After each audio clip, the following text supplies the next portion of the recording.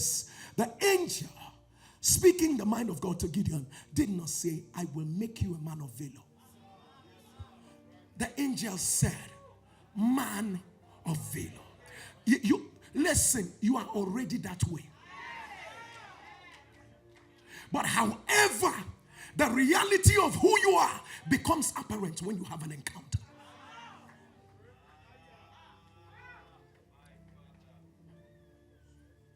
The mantle of a king in the marketplace is already inside of you. It's already in you.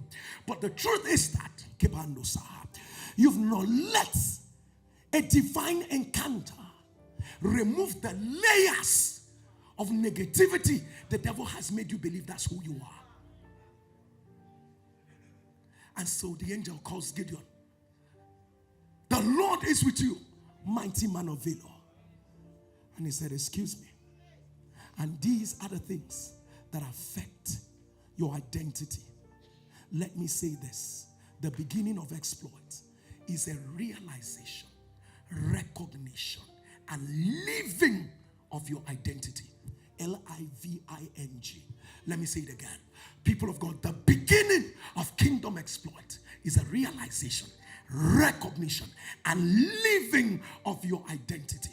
And he says to Gideon, as I come, I'm going to call you by your identity.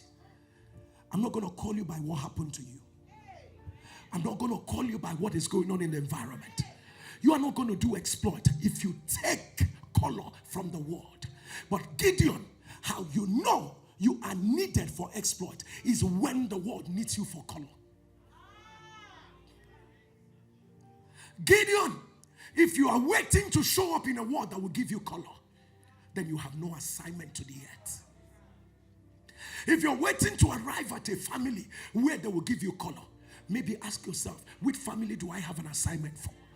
But you were sent to where you were sent because you were designed to give them color. Stop expecting them to give you too much. You were sent there to give it to them.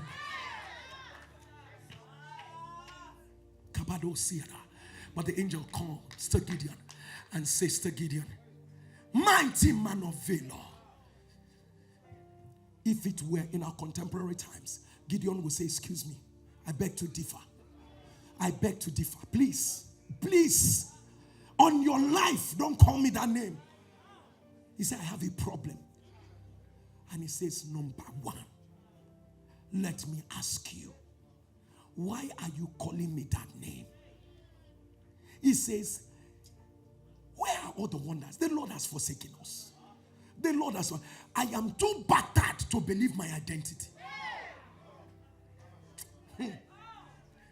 You are calling me mighty man of valor. I am too frustrated to believe that this is my reality. Are you telling me that multinationals will come out of me? Excuse me, Pastor. Do you know what has happened to me? Do you know what has happened to me? Do you know what I've been through? Do you say, I will yet get married? Do you know the disappointments? Pastor, I have 3 certificates. None of them is working. Why are you calling me? Why are you calling me by this name? Let me teach you what the angel is still teaching us till today. People of God, until you call yourself by your future, the present will not answer. The Bible says, for God calleth forth the things which be not as though they were. Listen again, let me say it. Until you call yourself by your future, the present will not align. And the angel calls Gideon and says, mighty man of valor. Gideon said, number one, I've been through too much to believe that. And the Lord said to me, the first thing that begins to affect your identity is what you've been through. I've been through so much to believe I'll be favored again. I've been through so much to believe that the light will shine. I've been through so much that I have adapted to.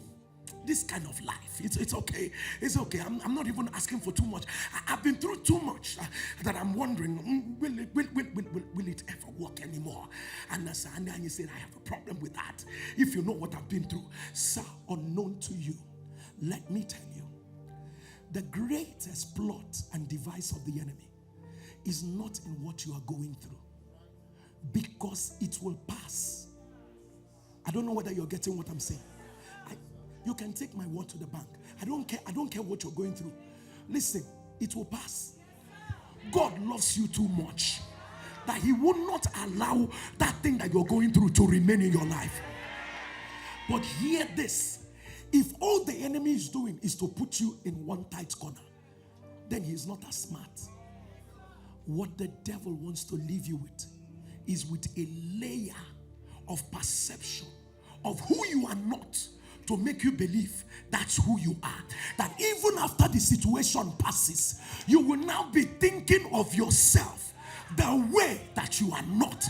If the devil scores that goal, he walks away. He said, I've gotten this guy. That's the way. So, sir, you are sala. There are people here who are living personalities that are not theirs. Because you know what? The devil understands. As a man thinketh in his heart, so is he. So he leaves you with a perception. Things work out for others easy. But when it comes to you, it doesn't really work out that way.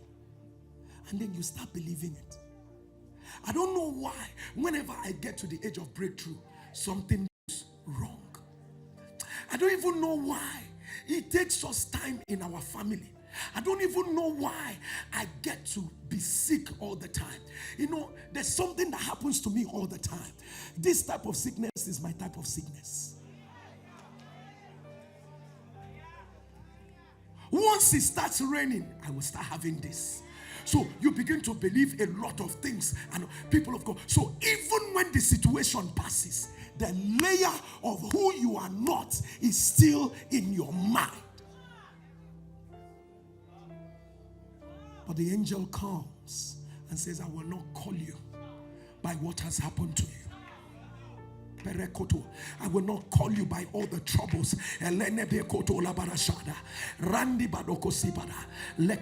The devil, you make a mistake, the devil tells you that's who you are. So when you come face to face with that type of mistake again, something tells you you will soon cave in. You will soon cave in, because that's who you are. And when you get there, there's a powerlessness that greets you, because you have come to believe that whenever I am faced with this, that is who I am. Raise your voice and thunder fire. I didn't hear you thundering louder. Fire. Can you shout it louder like you mean a fire? Lay your hand on your chest and shout today. Any layer of negativity that is not me, that I have accepted, can you raise your voice and thunder fire? Shout it, fire, fire, fire, fire, fire, fire.